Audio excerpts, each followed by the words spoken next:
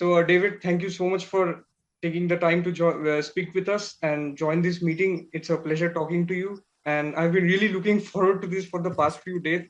And I'm Shuktik from FandomWire. How are you doing on this fine night? I am. I'm doing very well, except for the fact that we're having a heat wave in London, Oh, and our infrastructure is not really set up for the heat. So it is the hottest. 2 days ago was the hottest day, May day ever in the UK. that's And amazing. yeah, and right now it is. Let me just see what the it's now 27 degrees. It was much higher. And so people are freaking out. I absolutely get that. It And I'm has been, guessing it is nothing on Calcutta. So, no, so I feel a Calcutta bit has been embarrassed. suffering heat waves. Calcutta has been suffering heat waves. Nothing different with Kolkata. Although we did have rain today, so that's a blessing. Okay, good. Maybe because the universe knew I was going to meet you, so rain. That's exactly. I'm That's a so blessing. glad. All right. So begin. Let's begin then. Yeah. First of all, I would like to congratulate you on Pragmata selling over 2 million copies and becoming one of the highest rated games of this year. That's an incredible achievement for a brand new game. So my first question is, how has it been like to be a part of a project that's also completely new, but also established itself so quickly alongside Capcom's other projects like Resident Evil and Street Fighter? It, it is it is amazing because I remember being told that they were going to do a Resident Evil reference in the game Right, in the right, New York section, right. and I was going, oh wow, yeah, this is uh, we're making we're making references to something else within this universe. True. It's very humbling, because and I won't lie, I was very nervous, um, because I just didn't know if it was going to be received well or not. I have been in hits before. I've been in games that have disappeared without a trace, Right. and I was just desperate for people to meet Diana. Right. That was the thing. I was like, I don't care about me, but if they don't have a chance to experience Diana's thirst for life, it would make me very sad. I mean, then again, Diana's story is complete with Hugh. Diana's story is almost nothing without Hugh. Yeah. It's because she meets Hugh, she goes on this journey. So you're a huge part of it. So credit yourself. Thank you. Yes, yes. And we are. I think that's the thing. We save each other, right? Right, right. Um, Absolutely. uh, there is no one without the other, True. and but but I wish everyone had the experience that I had during the read through when um so Grace, who plays Diana, she wasn't able to join us in person. So she was went into a cafeteria Oh, and joined us, um and then started saying her lines. And I'll give you the visual representation. I just saw it like this, and then I went, wow. That must have been. because here was this grown woman, and I've worked with voice for a long time, so I've heard Right, people playing adults playing children before. right. But when I closed my eyes, all I heard was a little girl, Right. and then It's I'd open from my another eyes. level. Yeah, It's it's crazy. It's crazy. it is. I couldn't believe she was Diana when I first found out she was Diana. I was like, what? An adult Yeah, voice? That's yeah. amazing. That's just impressive. So Pragmata is one of the highest rated games of this year, and it's very hard for a game to do that, especially when the game is completely new and not based on a previous franchise. So again, incredible achievement, and I want to congratulate you on that. Thank you so much. All right. So, David, you have been very open about your love for space and science fiction, so much so that you have played Neil Armstrong twice in your career, if I'm not wrong. Yeah. So, Yes. so when you joined the project, how much of Hugh's character came from the direction, and how much of it was your own interests and your own personality? Um, when when you are asked to audition for a game these days, they will send you a biography and some script, and um, and I remember looking at who Hugh was, and and I was like, it reminds me of something. I just can't figure out what it was. And then I read the first page, and it was very action oriented. Right. But then I got to the next page, and it was the moment uh, on the beach, Oh, oh, right. and I went, wait, what? What just happened? I had to. Oh, okay. I'm not your typical protagonist. Gonna shoot things. Pew pew Right, right, pew. right, I'm gonna save you. Jump on my own. Here was this opportunity to find depth, right, and I won't lie. Um, that science fiction doesn't necessarily evoke the word depth.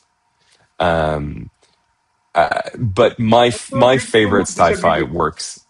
Right, Yeah. Oh yeah. But my favorite sci-fi, my favorite works of sci-fi has uh, has deep emotional. It plumbs sort of the depths of emotion, right, and some of them have been labeled as space operas because of it.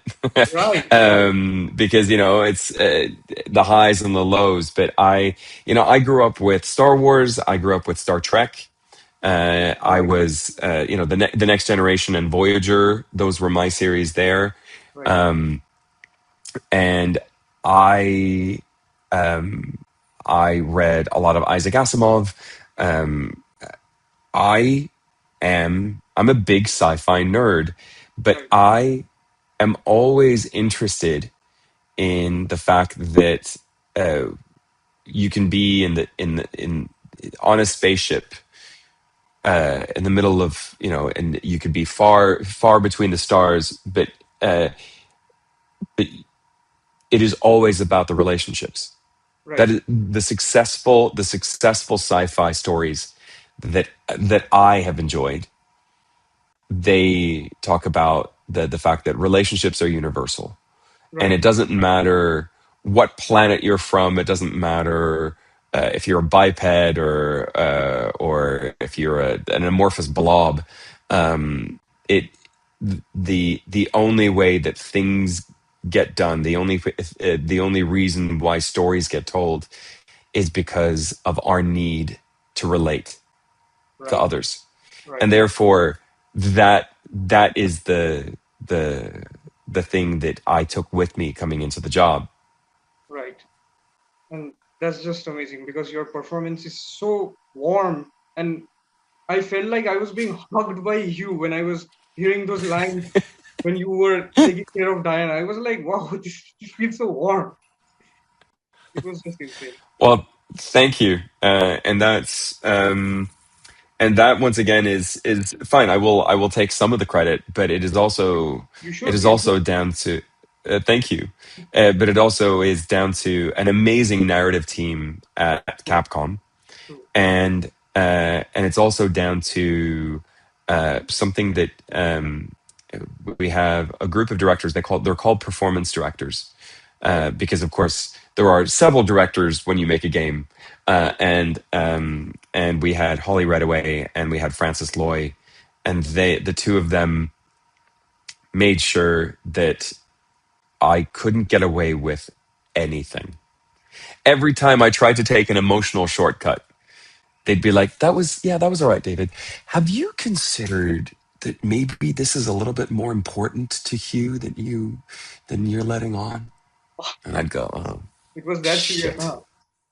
Shit. There I go. Okay, fine. Fine. I will now look into all of the dark corners of my psyche in order to get an emotionally true and authentic performance. Right, and it was absolutely phenomenal. Credit to the performance directors and the narrative team, absolutely. But credit to you. Oh, great. So, Nice. you mentioned that Capcom did table reads for Pragmata, which is quite unconventional for gaming because they Yeah. don't do table reads. Uh, so, did that make the project feel more like a traditional movie compared to the previous games that you've worked on? Um, I think the one thing that before I answer, I want to make it clear that we are not we're not trying to make games more like film and TV, and we're Right, not because they are different art forms. right, But then again, um, one thing that I have been fighting against when it comes to video games is that performances were very often seen as post production in games.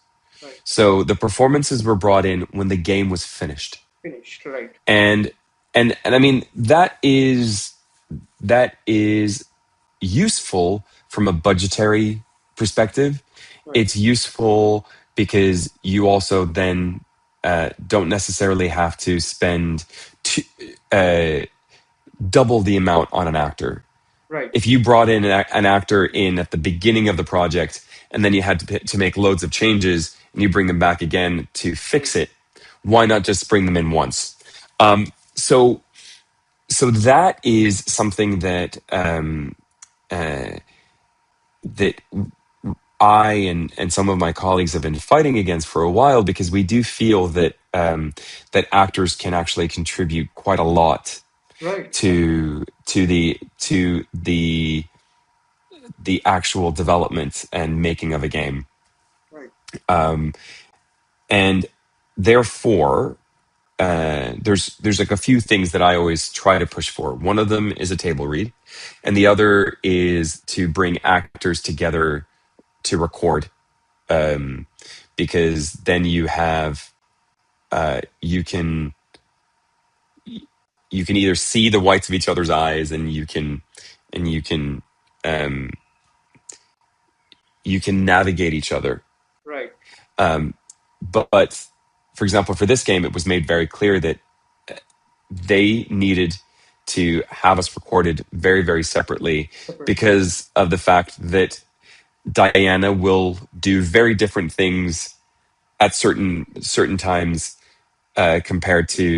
compared to Hugh, and therefore that you don't want me speaking at a point that is very, very important for Diana, and they are so close together right, that it would be very difficult. So they gave me lots of really good reasons. I still kicked some stones about it.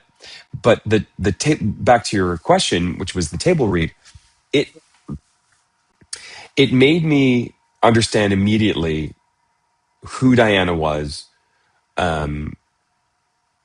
and through Grace's performance. right, And then it also made me understand the pace of their conversations. You we were we were shown some footage, and what we noticed throughout it was that they were expecting us to take our time. right. And this is not something that you hear very often in games. They just go, you just need to get on with it, because Right. you don't want to bore the person playing it, because they'll just Right. switch it off. True. So what they told us was that, you know a hero needs a reason to be heroic. you need a reason to do good. You need a reason to do things, Right. not necessarily just good things, but so these two characters give each other the reason to keep going. Right.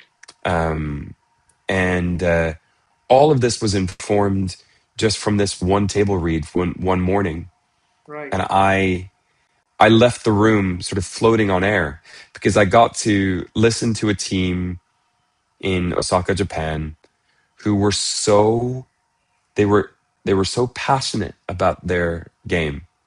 Right. And I sat there and I was watching it, and then they showed me some of the trailers, and I went, I've seen these.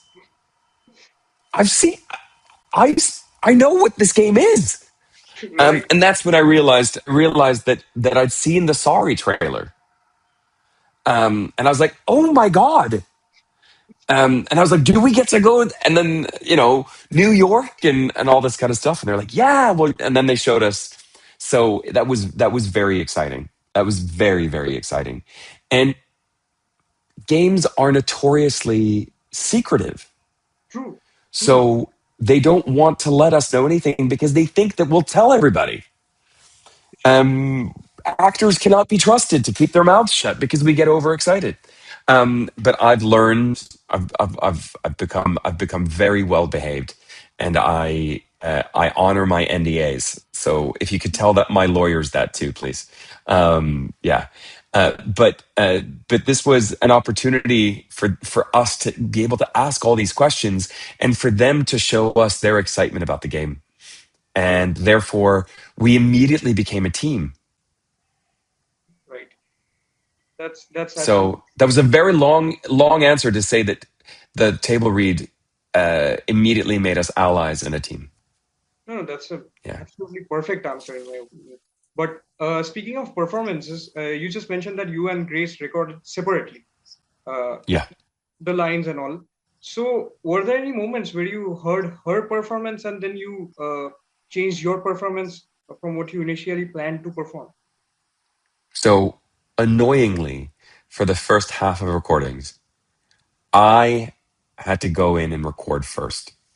Oh, Um, and so I would get Holly and Francis's versions of Diana, and also sometimes Nathaniel Summers, who was our they called him localization director, but he was also sort of our narrative lead. Because yeah, anyway, he would also sometimes voice Diana in the cutscenes.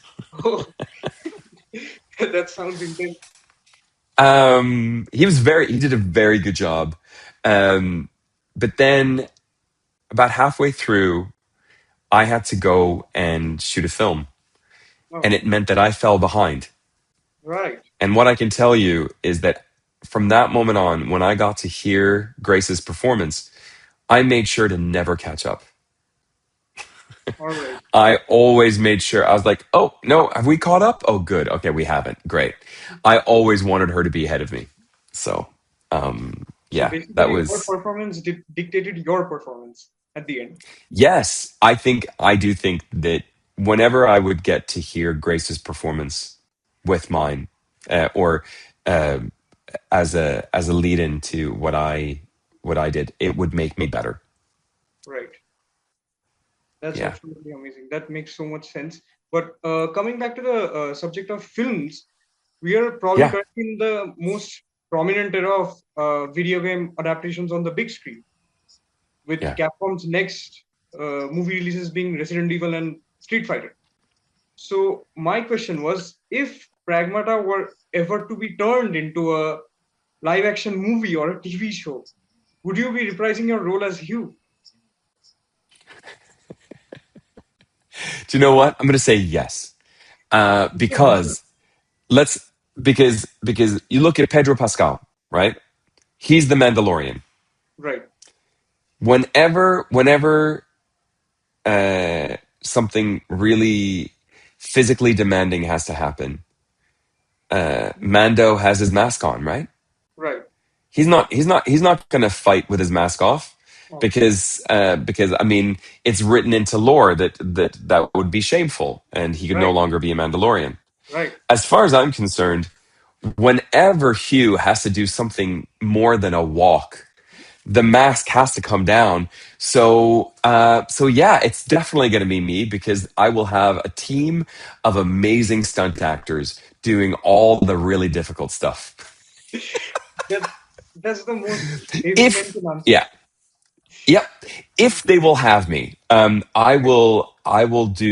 will do anything to be considered.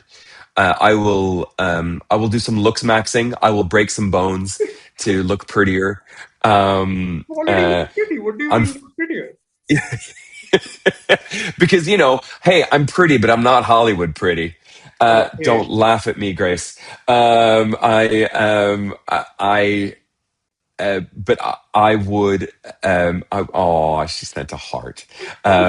That's I okay. would love. I would love to be involved in a film or TV adaptation. It would have to be a TV adaptation because we would have to have the relationship between Hugh and Diana Right. develop organically.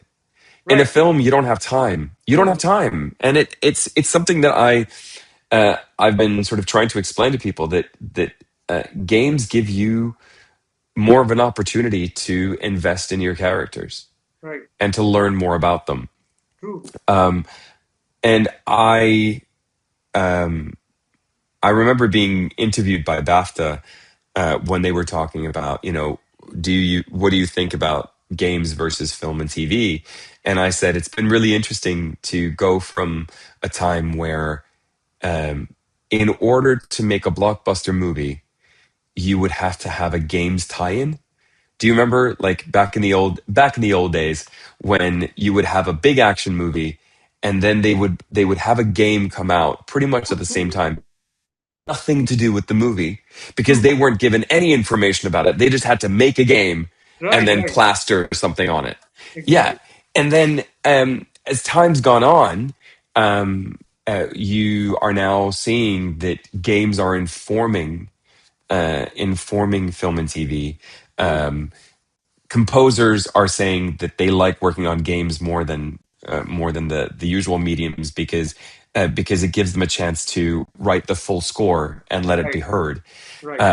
And for and I also think that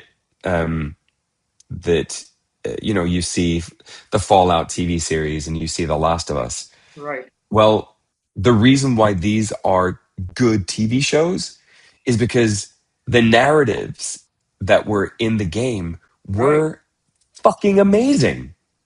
Absolutely. I So, agree.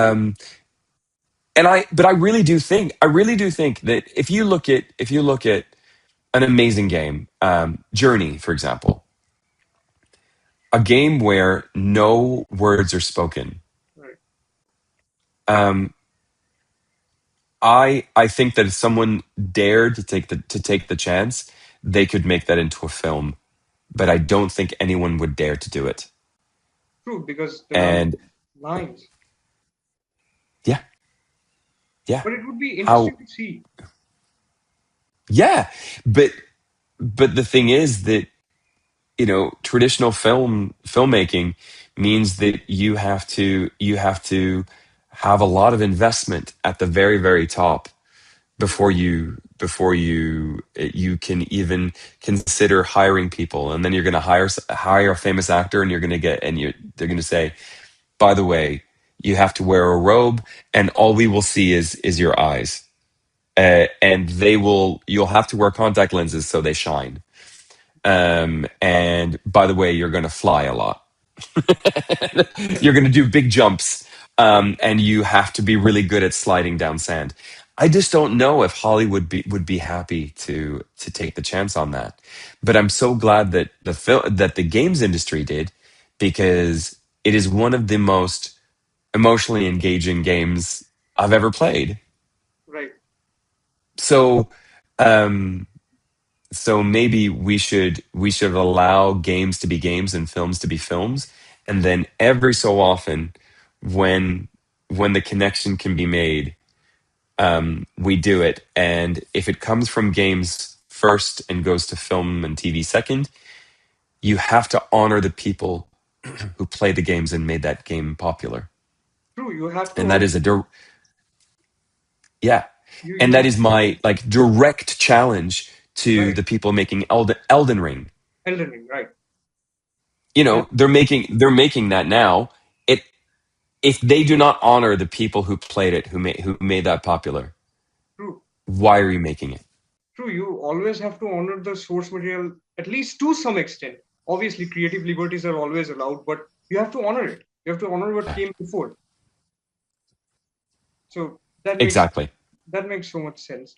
So, talking about your career mode, your first lead role was Preston Williams in Battlefield Bad Company 1 and 2, if I'm not wrong. So, and now you're Yes. playing characters like Luke Skywalker. Preston Marlowe. Sorry. Talking about Um, Preston Marlowe, what were you saying? yeah, it was Preston Marlowe. Yeah, exactly.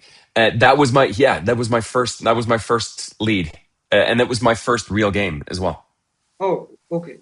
That's interesting. So, and now you're playing characters like Hugh Williams and Luke Skywalker. So they're like major characters now. So, throughout all these years, how has your approach to leading a video game performance changed or evolved with the industry progressing with new technology and stuff?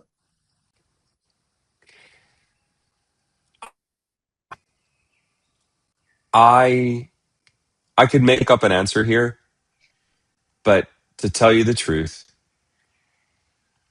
I'm still just as scared whenever I go in to start the job. I am always thinking that they're going to find out and fire me, that I'm not right. For some reason, I go in and I go, I mean, at least I get to work for a day before they figure out that I'm the wrong person for the job. Um, when I played Preston, I, I was just helping out at an audition. Right, This wasn't meant to happen. It wasn't meant to happen. So it was just everything was just a nice surprise. right, And as I've gone on, um, I have made sure that the people that I work for have understood that I don't have an ego when it comes to these things. I don't ever, just because I play a lead role doesn't mean that I insist on playing lead roles from then on, because then it would mean that I don't work, because there's not enough lead roles to go around. right, Um, but what have I learned? Um, I have since I started, I've become more of a gamer. So now I understand what is expected of me, maybe more than I did when I started. And I think that I also now honor the gamers, the people playing the games, a little bit more right, than I did before. I think I went in the beginning thinking this is just a job. right, And now I think about um, I worry that that I worry more about the game as a whole and not just my performance. I want, because as you and I know, so many games get released, true, so many games that deserve to be honored and to be played sink without a trace for a variety of reasons. true, And some get review bombed and stuff. right. And I was just desperate for people to meet Diana. I was just so desperate for it. I mean, that's Have I learned anything?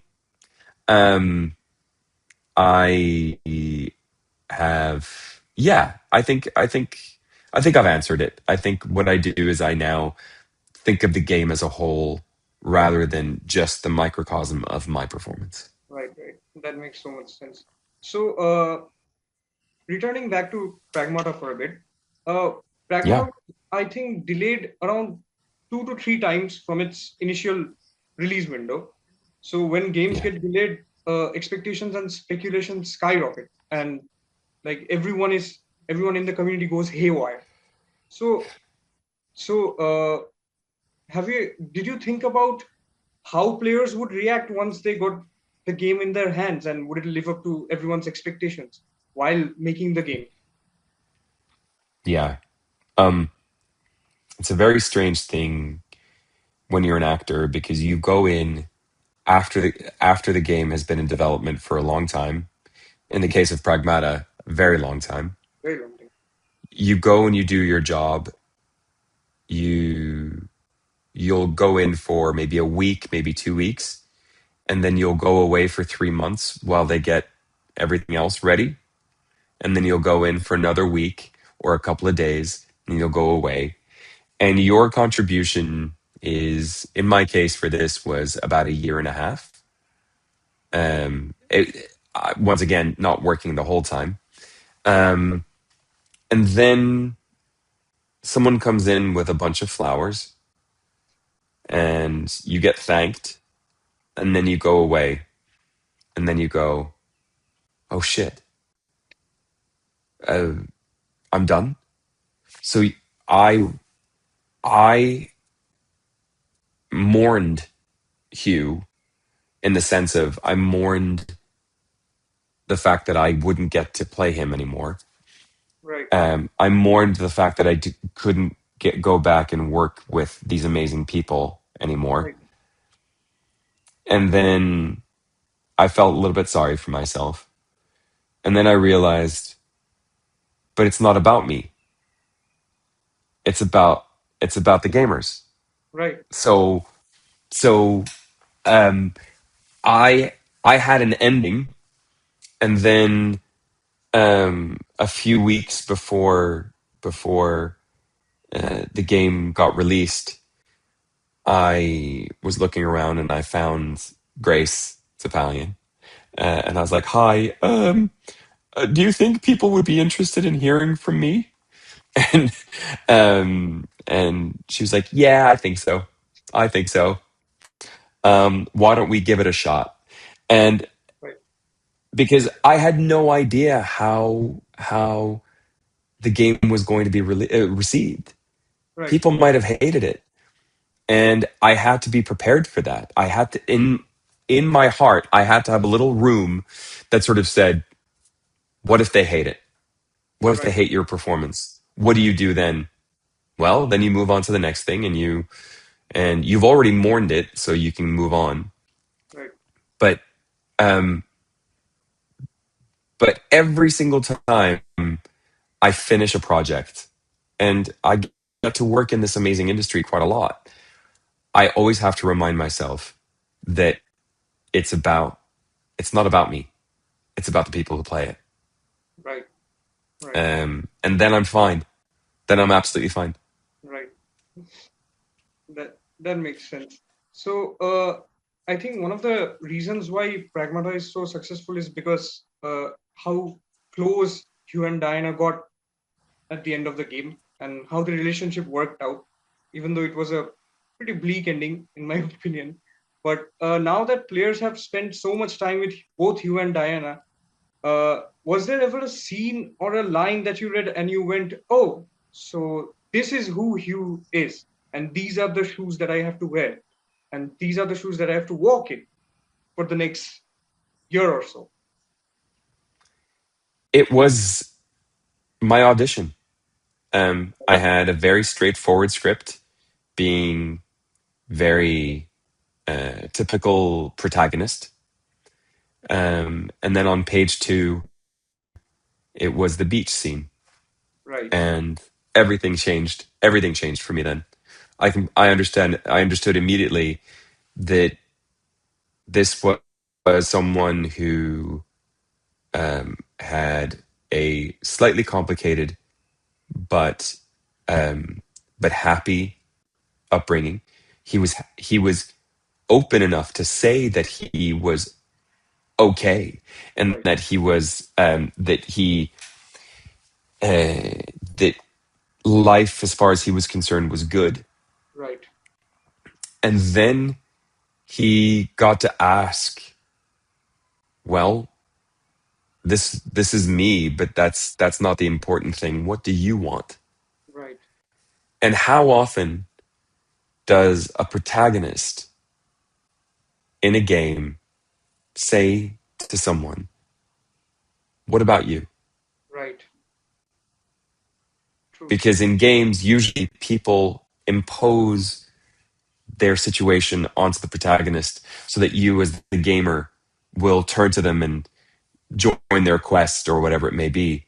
And here it was, nope, here I am.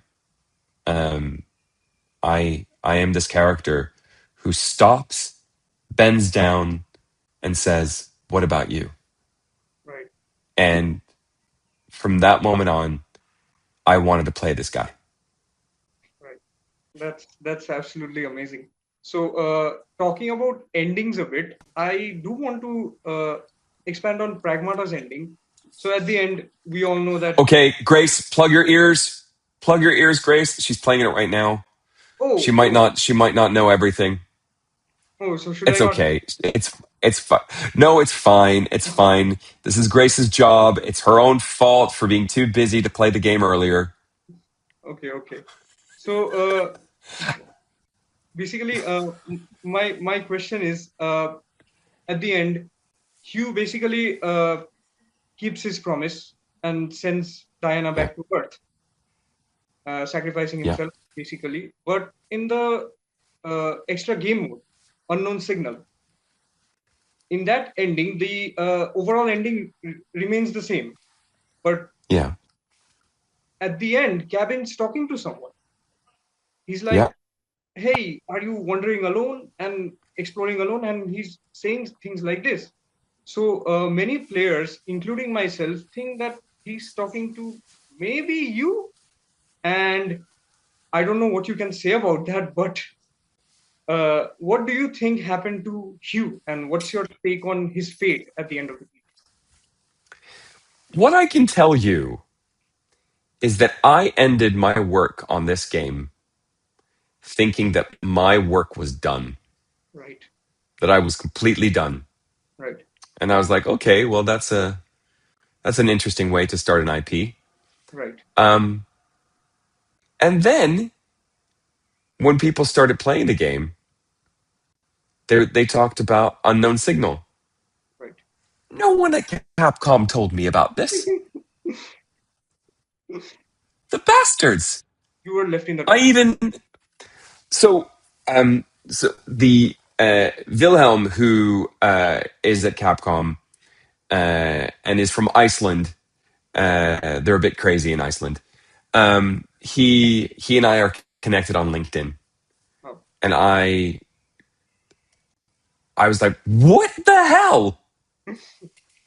Um, they are they're lovely people who, but they're also really evil because they kept that information from me.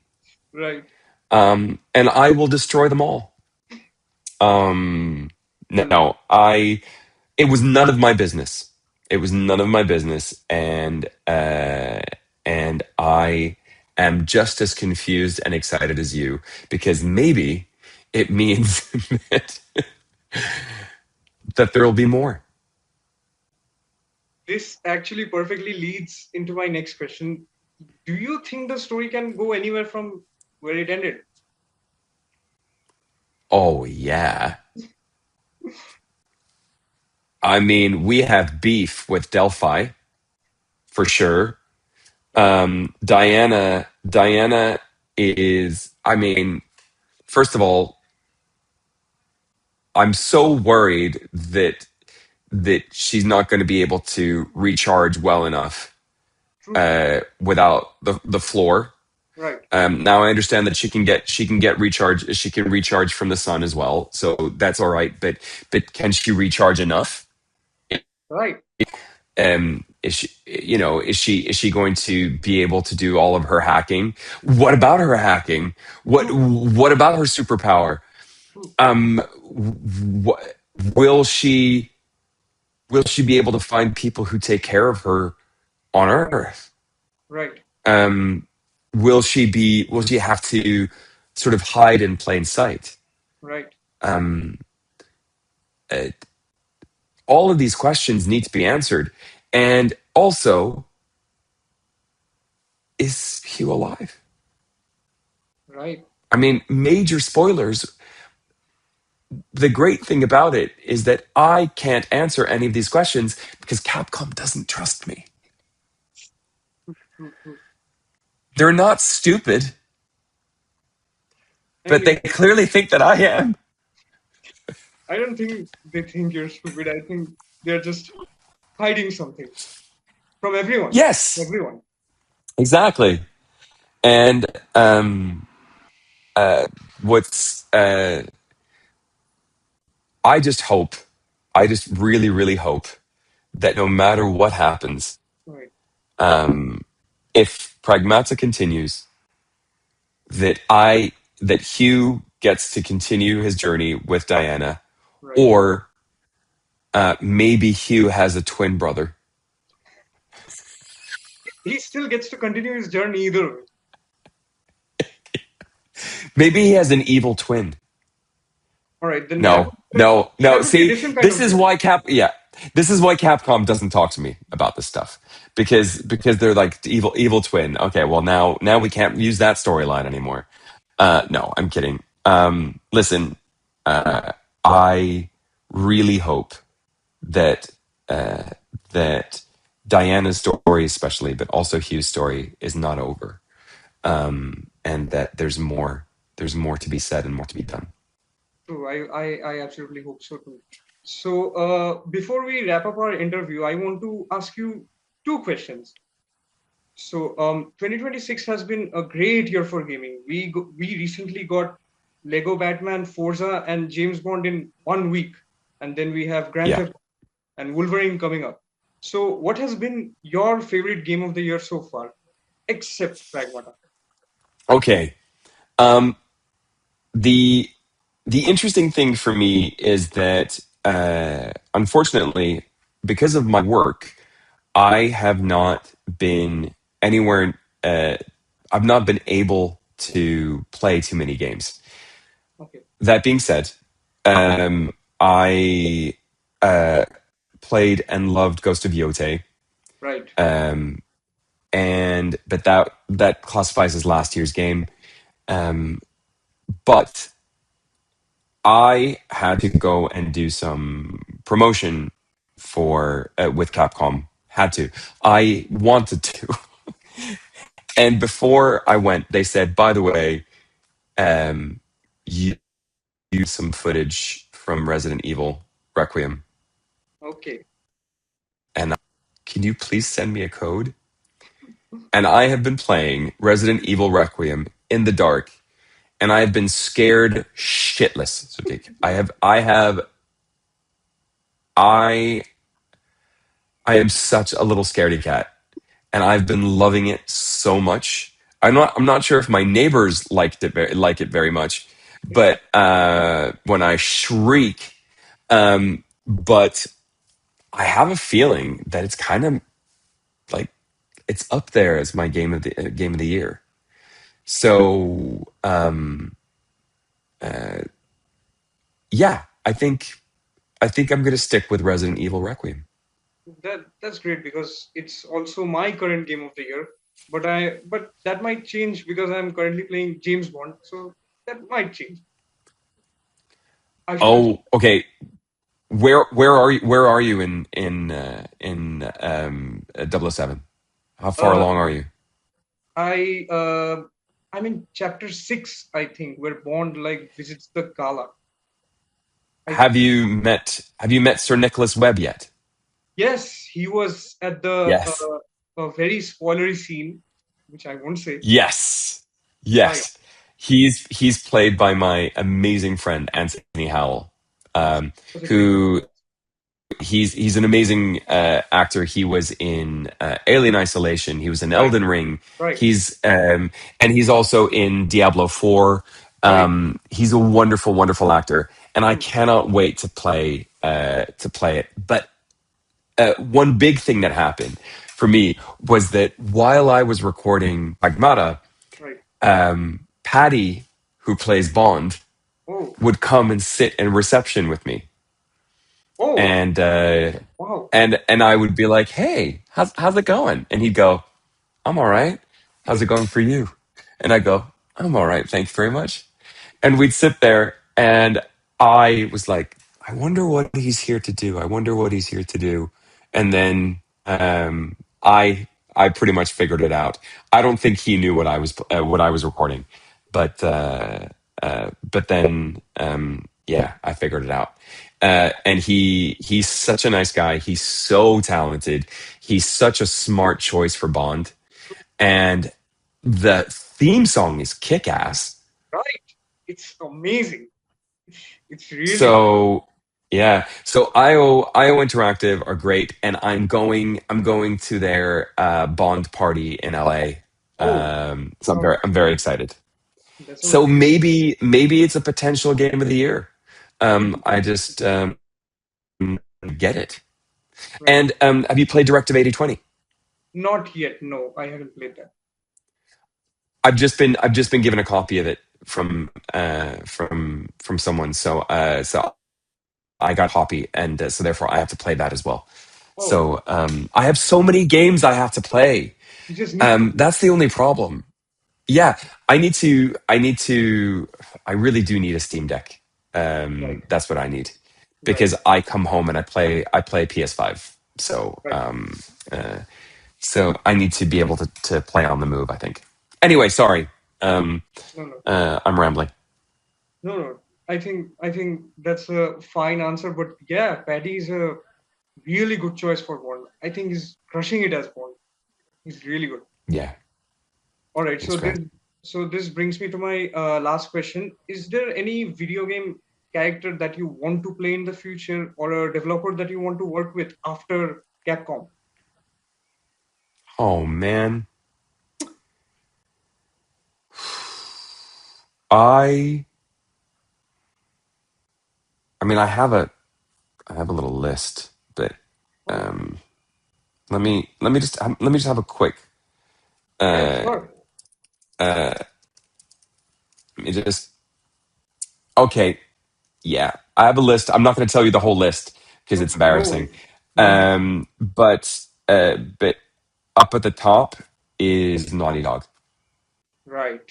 Naughty Dog. I want to work with that team. They are they actively working on something at the moment? Yeah, they're Um, working on Intergalactic. Uh, yeah, yes, they are. right. I could continue my Yeah, sci-fi bent. exactly, exactly. Um, Yeah. yeah, okay. And but I do get to embrace my villain status later this year Oh, because I will be in Hellraiser Revival. oh, that's nice. That's So really nice. That's really nice. yeah, so no spoilers there. It's very bloody, it's very sexy, and it's very camp. But Right, right. it'll be a lot of fun. I hope we can speak after you've played that. True, true. I would love to. I would love to. And that wraps up our interview. So thank you so much for joining this interview, David. It's been an absolute pleasure talking to you, and I'm so excited Likewise. with you. I'm so excited to see you in Hellraiser. Thank you so much, and I thank you for some really lovely questions, and I hope the rain continues in Calcutta. So I Sounds hope like so. you guys need it. You Yeah, guys need it too. So I hope it rains there too. thank you. All right. Have a great year. Take care of yourself, You and too. thank you again for a great interview. Thank you. Thank you, David.